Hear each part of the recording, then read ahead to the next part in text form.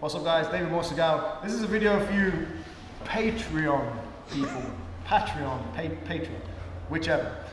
We're going to look at the triangle with an armbar, okay? So we're struggling to finish the triangle, we're going to switch to the armbar. A couple of details of finishing the armbar, a couple of details of going back to the triangle, okay? So it's going to look something like this. I shoot a triangle, boom, I pull him in, and I'm trying to adjust, but he's going up a little bit, and it's just not in the cards, okay? I can't finish. So all I'm going to do is hold his hand past the leg, cross my feet, look, and my hips go up straight away, okay? It's even more pronounced when he goes right up. I want to get to this position, okay? So all I'm going to do is find my angle as he goes up, go up, yeah, I'm going to find my angle, hips go up as I cross the leg, and there's my armbar finish, yeah? If I want more power, I go hand over hand and finish, all right? Couple things at play here. He's posturing up so I can't finish my triangle, so I'm going to go up as well, okay? If he decides to try and stack out the armbar, my hips being up is going to make the stack very, very difficult for him, okay? I call it the penknife principle.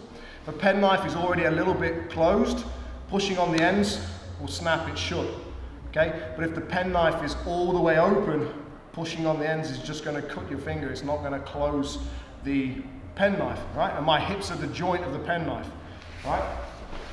If I get into a triangle and I stay with my hips bent and I try and cross, that's where I get stacked, okay?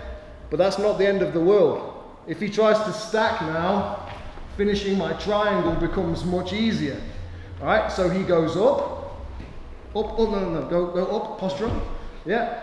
That's when I cross, look, try and keep balance. Once I'm here, my penknife is straight, my hips are straight. Try and stack me. Yeah, there's no stack from here. I'm just gonna break his arm real bad, all right? If I let that off and he stacks, I go back into my triangle and I put him to sleep. So I have a couple options. He goes up in posture, I armbar, he comes in and I triangle. Okay, very, very simple switch, all right?